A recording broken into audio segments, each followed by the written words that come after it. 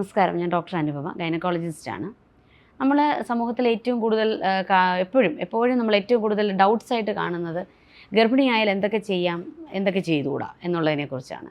ശരിക്കും പറഞ്ഞാൽ യാതൊരുവിധ മറ്റാരോഗ്യ പ്രശ്നങ്ങളില്ലാത്ത ഒരു ഗർഭിണിയാണെങ്കിൽ അവർ ശരിക്കും പറഞ്ഞാൽ അങ്ങനെ ഇന്നത് ചെയ്തുകൂടാ, പടി കയറിക്കൂടാ, അല്ലെങ്കിൽ നടന്നുകൂടാ, യാത്ര ചെയ്തുകൂടാ, അങ്ങനെയൊന്നുമില്ല.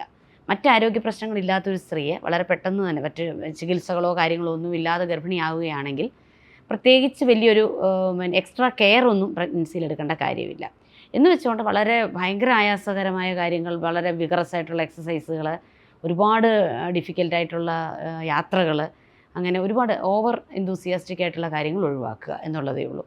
സാധാരണ കാര്യങ്ങളെല്ലാം ആ ഗർഭിണിക്ക് അവരുടെ പ്രസവം വരെയും ചെയ്യാവുന്നതാണ്. അതുപോലെ തന്നെ അവർക്ക് തോന്നുന്നൊരു ഇതാണ് എന്തൊക്കെ കഴിക്കാം, എന്തൊക്കെ കഴിച്ചുകൂടാ. അപ്പോൾ പല രീതിയിലുള്ള കാര്യങ്ങൾ കേൾക്കാറുണ്ട്. അപ്പോൾ അവർക്ക് അതിനെക്കുറിച്ചൊക്കെ കുറേ സംശയം തോന്നും.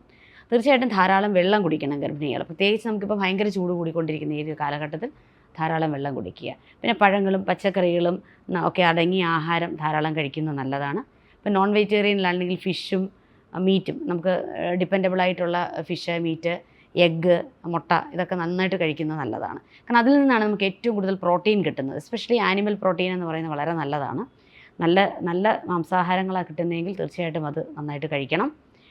പഴങ്ങളും പച്ചക്കറികളും ഒക്കെ നന്നായിട്ട് നമുക്ക് വാഷ് ചെയ്തിട്ടൊക്കെ ഉപയോഗിക്കുകയാണെങ്കിൽ നമ്മൾ ഈ പറഞ്ഞ പോലെ മരുന്നടിച്ചതിൻ്റെയും ഒക്കെ പ്രശ്നങ്ങൾ വലുതായിട്ട് വരത്തില്ല അതിനകത്ത്.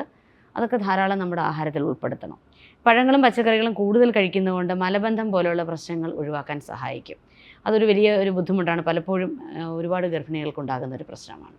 പിന്നെ അതുപോലെ തന്നെ ആദ്യകാലങ്ങളിലൊക്കെയുള്ള ഛർദി, അല്ലെങ്കിൽ ആഹാരത്തിനോടുള്ള ഇഷ്ടമില്ലായ്മ, ഇതൊക്കെ നമുക്ക് കുഞ്ഞിനെ ബാധിക്കുമോ എന്നുള്ളൊരു പേടിയുണ്ട്. എന്തായാലും നല്ലൊരു ഭാഗം പേർക്കും ഛർദിലും ആഹാരത്തിനോടുള്ള ഇഷ്ടക്കേടുകളും ഇഷ്ടാനിഷ്ടങ്ങളും ഒക്കെ ഒരുപാടുണ്ടാവും. അത് നമ്മുടെ ശരീരത്തിൽ വരുന്ന ഹോർമോണിൻ്റെ ഒരു വ്യത്യാസം കൊണ്ട് വരുന്ന കാര്യം എന്നുള്ളതേ ഉള്ളൂ. അപ്പോൾ തീർച്ചയായിട്ടും ആ സമയത്ത് ഒരു 2-3 മാസം വരെ ഈ ഛർദിലൊക്കെ നീണ്ടു നിൽക്കുകയുള്ളൂ. 3 മാസം കഴിയുമ്പോഴത്തേക്ക് മിക്കവാറും ഇത്തരം ഛർദിലും കാര്യങ്ങളൊക്കെ മാറുന്നതായിട്ടാണ് കാണുന്നത്. അപ്പോൾ ആ സമയത്ത് ഇപ്പോൾ ആദ്യത്തെ ഒരു 3 മാസം ഒരുപാടങ്ങ് ആഹാരം ഗർഭിണി കഴിച്ചില്ലെങ്കിലും വലുതായിട്ടൊന്നും കുഞ്ഞിൻ്റെ ആരോഗ്യത്തെ ഒന്നും ഇത് ബാധിക്കത്തില്ല. അതുകൊണ്ട് അതിനെക്കുറിച്ചൊരു ഭീതി ഇല്ലായിരിക്കുന്നത് നല്ലതാണ്. പലപ്പോഴും പിന്നെയുള്ളൊരു ഒരുപാട് അതർ മിത്തുകളുമുണ്ട്. അതായത് നമ്മളിപ്പം കുങ്കുമപ്പൂ കഴിക്കുക, അത് കഴിച്ചാൽ കുഞ്ഞിന് വെളുപ്പ് നിറം വരും, അല്ലെങ്കിൽ അങ്ങനെയൊക്കെ. അതുപോലെ ആളുകളിങ്ങനെ പറഞ്ഞിങ്ങനെ പല തെറ്റിദ്ധാരണകളും ഉണ്ടാക്കാറുണ്ട്. ശരിക്കും പറഞ്ഞാൽ ഇത്തരത്തിലുള്ള കാര്യങ്ങളൊന്നും വേണ്ട. അതൊക്കെ ഒരു ജനറ്റിക് ഒരു മേക്കപ്പാണ്. ഈ കളറ്, അങ്ങനെയുള്ള ഒരുപാട് കാര്യങ്ങൾ അച്ഛൻ്റെയും അമ്മയുടെയും അല്ലെങ്കിൽ നമ്മുടെ മറ്റ് ഏറ്റവും അടുത്ത ബ്ലഡ് റിലേറ്റഡ് ആയിട്ടുള്ള റിലേറ്റീവ്സുമായിട്ടൊക്കെ ബന്ധപ്പെട്ട കാര്യങ്ങളാണ് ഇതൊക്കെ വരുന്നത്. അതുപോലെ ബുദ്ധി ഉണ്ടാകാൻ വേണ്ടി എന്തെങ്കിലും കഴിക്കുക, അങ്ങനെയില്ല. ഇതെല്ലാം ഇത്തരം ഒരു ജീനുകൾ കാര്യങ്ങളെല്ലാം തന്നെ തീർച്ചയായിട്ടും ഒരു ജനറ്റിക് ബേസിസ് ഉണ്ട് അതിനകത്ത്, പാരമ്പര്യമായിട്ട് വരുന്ന കാര്യങ്ങൾ ഒക്കെയാണ്. അതിന് വേണ്ടിയിട്ട് നമ്മൾ എക്സ്ട്രാ ആയിട്ടൊന്നും നമ്മളിപ്പം പരസ്യങ്ങളിലോ മറ്റിതിലോ കാണുന്ന അനാവശ്യമായ കാര്യങ്ങളൊന്നും ഉപയോഗിക്കാതിരിക്കുന്നത് തന്നെയാണ് നല്ലത്. നമുക്ക് കിട്ടുന്ന സമീകൃതവും നല്ലതുമായ നമുക്ക് വിശ്വാസയോഗ്യമായ ആഹാരം വൃത്തിയായിട്ട് കഴിക്കുക.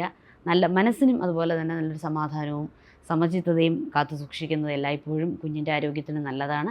ലഘുവായ വ്യായാമങ്ങൾ, മറ്റാരോഗ്യ പ്രശ്നങ്ങളില്ലാത്ത സ്ത്രീകൾ ലഘു വ്യായാമങ്ങൾ, പ്രത്യേകിച്ച് നടക്കുന്ന പോലുള്ള വ്യായാമങ്ങൾ നല്ലതാണ്.